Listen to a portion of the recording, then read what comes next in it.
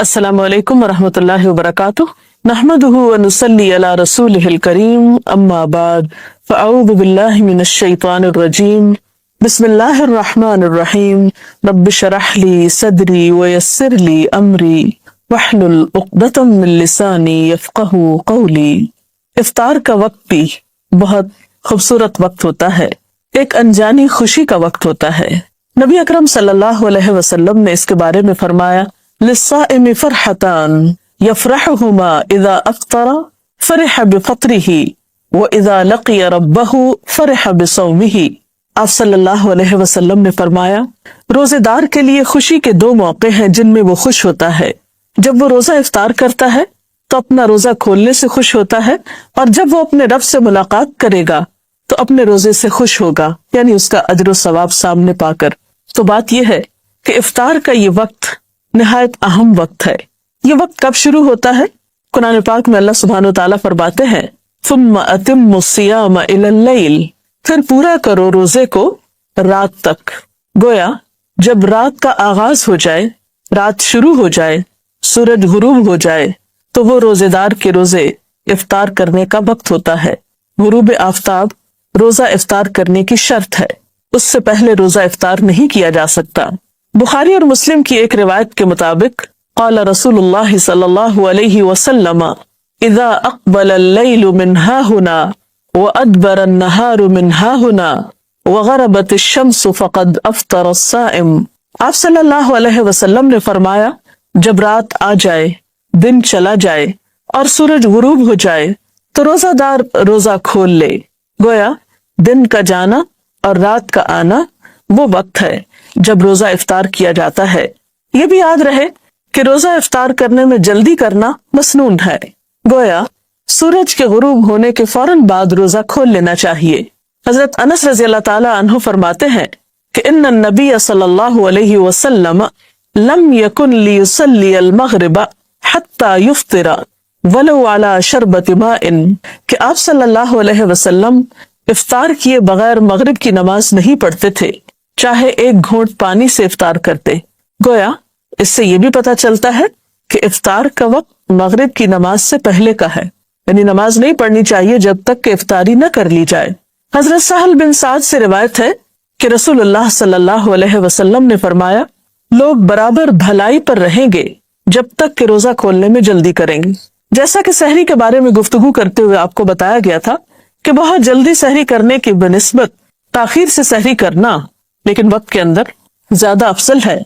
इसी तरह इफ्तार में भी बहुत ताखीर नहीं करनी चाहिए कि मसलन रात का जब बहुत अंधेरा हो जाए, इशा की नमाज का वक्त हो जाए, तो एक शख्स समझे कि अब इफ्तार करना ज्यादा सवाब का बायस है क्योंकि मैंने सब लोगों से 1-1.5 घंटा ज्यादा लंबा रोजा रखा है और देर से खाया पिया है, तो ऐसा करना कुछ सवाब का बायस ना होगा, बल्कि उल्टा सुन्नत रसूल सल्लल्लाहु अलैहि वसल्लम की मुखालफत होगी।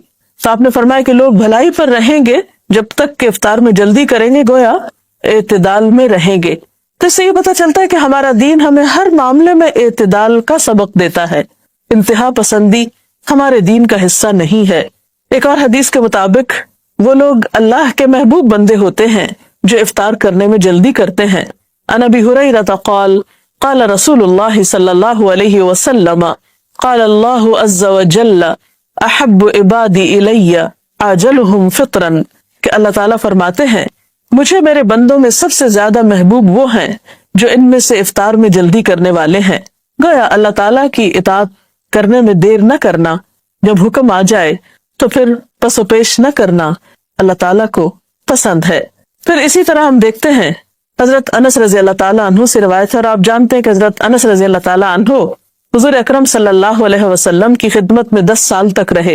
वो कहते हैं कि आप सल्लल्लाहु अलैहि वसल्लम नमाज मगरिब से पहले ताजा खजूरों से रोजा इफ्तार फरमाते। अगर ताजा खजूरें न होती तो खुश्क खजूरों से इफ्तार फरमाते। अगर खुश्क खजूरें न होती तो चंद घूंट पानी से ही इफ्तार फरमा लेते।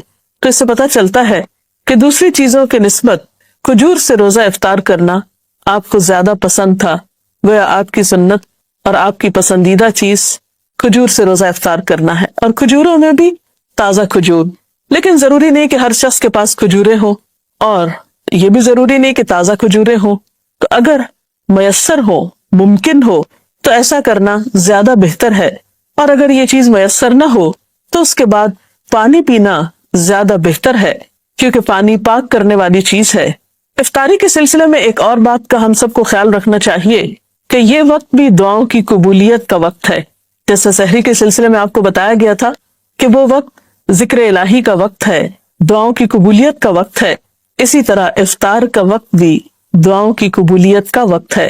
اس سلسلے میں ہم دیکھتے ہیں کہ آپ صلی اللہ علیہ وسلم نے فرمایا ثلاث دعوات لا ترد، دعوت الوالد ودعوت الصائم ودعوت المسافر، کہ 3 آدمیوں کی دعا رد نہیں کی جاتی، باپ کی دعا، روزہ دار کی دعا اور مسافر کی دعا۔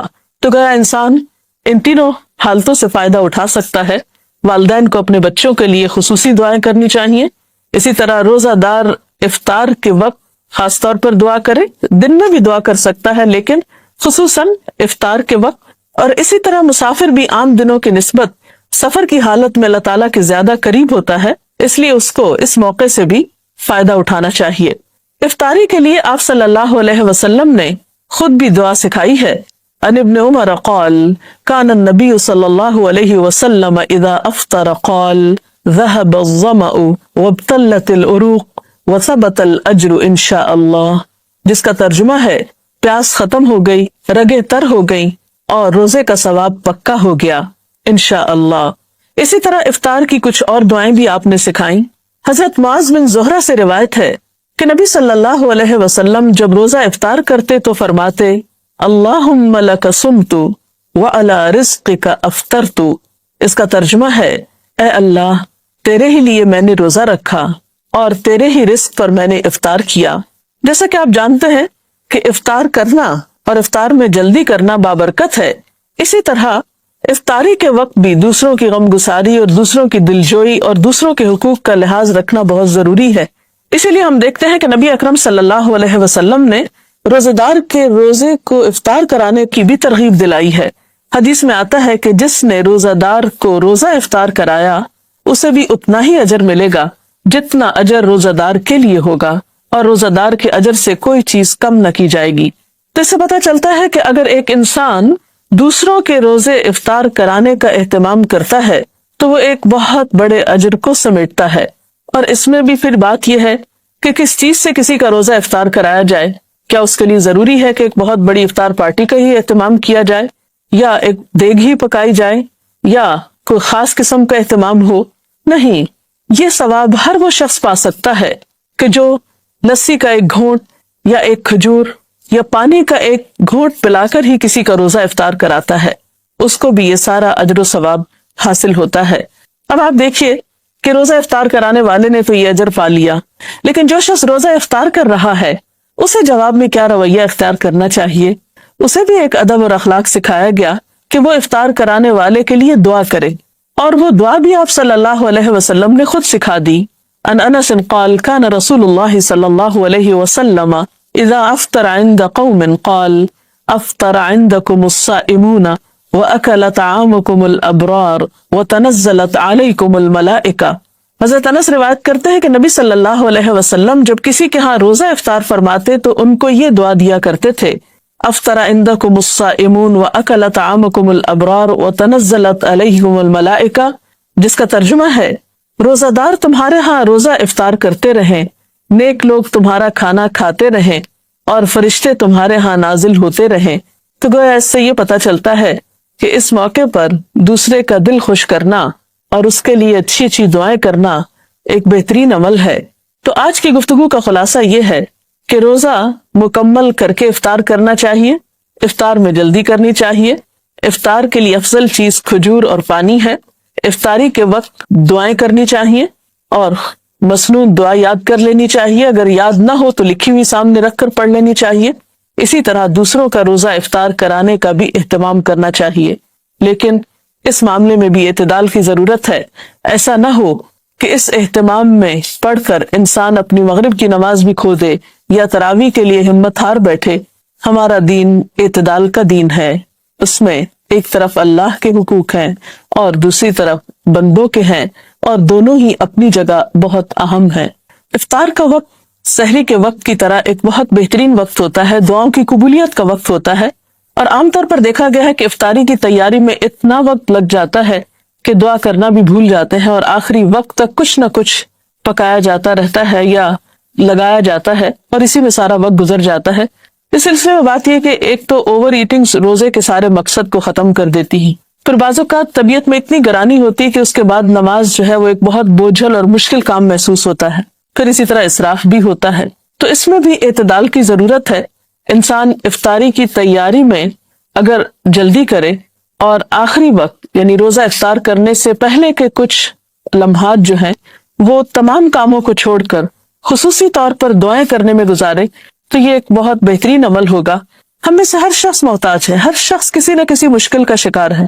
ہم بعض اوقات دوسروں سے کہتے ہیں کہ آپ ہمارے لیے دعا کریں، وہ بھی ایک اچھی بات ہے، کروا سکتے ہیں دوسروں سے دعا، لیکن جب ہمارے اپنے پاس ایک وقت ہوتا ہے دعا کرنے کا، ہمیں اللہ تعالیٰ خود موقع دے رہے ہیں، اور انسان خود اپنے لیے جیسی دعا کر سکتا ہے سنجیدگی کے ساتھ، اخلاص کے ساتھ، آہوزاری کے ساتھ، وہ کوئی دوسرا کیسے کر سکتا ہے؟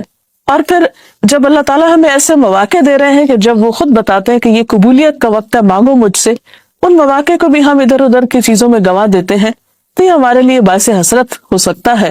اس لیے ان اوقات کو آپ بہترین طریقے سے استعمال کریں۔ مثلاً آپ کیا کریں کہ اگر آپ کسی کے ہاں افطار کر رہے ہیں یا اپنے گھر میں افطار کر رہے ہیں تو افطاری سے پہلے جو بھی میسر ہو وہ قریب رکھ لیا جائے، اور پھر یکسو ہو کر اللہ تعالیٰ سے مناجات کی جائے، ذکر کیا جائے، دعا کی جائے، اور پھر جب وقت آ جائے تو اس وقت افطار کر لی جائے، اور پھر نماز مغرب میں جلدی کی جائے۔ ایسا نہ ہو کہ ہم افطار کرنے میں اتنی تاخیر کریں کہ نماز کا وقت بہت لیٹ ہو جائے، کیونکہ نماز کا افضل وقت زیادہ بہتر ہے نماز کی ادائیگی کے لیے اجر و ثواب کے اعتبار سے، تو اس کا اہتمام بھی رہے۔ اور پھر بعد میں اگر کھانا کھا رہے ہیں تو اتنا زیادہ پیٹ بھر کے کھانا نہ کھائیں کہ عشاء کی نماز اور تراویح میں مشکل ہو۔ ان چند باتوں کا دھیان رکھنا بے حد ضروری ہے۔ اس میں کوئی شک نہیں کہ مل کر کھانے میں برکت ہوتی ہے، یا افطار کے موقع پر آپ خود افطار اکیلے کرنے کی بجائے کسی دوسرے کو بھی شریک کر سکتے ہیں، دوستوں کو، عزیزوں کو، رشتہ داروں کو، لیکن عام طور پر اس میں بھی ہم حد اعتدال سے بڑھ جاتے ہیں۔ بعض اوقات صرف امیر لوگوں کو اس میں دعوت دیتے ہیں، یا صرف اپنے خاندان کے چند مخصوص لوگوں کو دعوت دیتے ہیں، اور غریبوں کو اس موقع پر بھلا دیا جاتا ہے، جبکہ رمضان کا مہینہ تو ہے ہی شہر المواسات، ایک دوسرے کی غم گساری کرنے کا مہینہ ہے، ایک دوسرے کی ہمدردی کا مہینہ ہے۔ تو اس معاملے میں جہاں آپ اپنے رشتہ داروں کو یاد رکھیں، دوستوں کو یاد رکھیں، اپنے ساتھ کام کاج میں شریک لوگوں کو یاد رکھیں، یا کسی بھی طرح جاننے والوں کو، وہاں ان لوگوں کو بھی ضرور یاد رکھیں کہ جو نہ آپ کے رشتہ دار ہیں، نہ دوست ہیں، نہ تعلق دار ہیں، لیکن وہ آپ کی افطار کے کہیں زیادہ مستحق ہیں، اور ان کے دل سے نکلی ہوئی دعائیں آپ کے لیے کہیں زیادہ فائدہ مند ہو سکتی ہیں۔ تو اس معاملے میں بھی ہمیں دیکھنا چاہیے۔ حضرت ابراہیم علیہ السلام اپنے کھانے میں ضرور کسی کو شریک کیا کرتے تھے، انبیاء کی سنت یہی ہے، آپ صلی اللہ علیہ وسلم بھی اس معاملے میں دوسروں کا خیال رکھا کرتے تھے۔ تو افطار پارٹی کی جا سکتی ہے، لیکن حد اعتدال کے اندر، جس سے دوسرے فرائض متاثر نہ ہو۔ صحابہ کرام کا عام طور پر رجحان یہ ہوتا تھا کہ رمضان میں ایک دوسرے سے اجنبی ہو جایا کرتے تھے، تاکہ زیادہ سے زیادہ وقت ان کو عبادت کے لیے مل سکے۔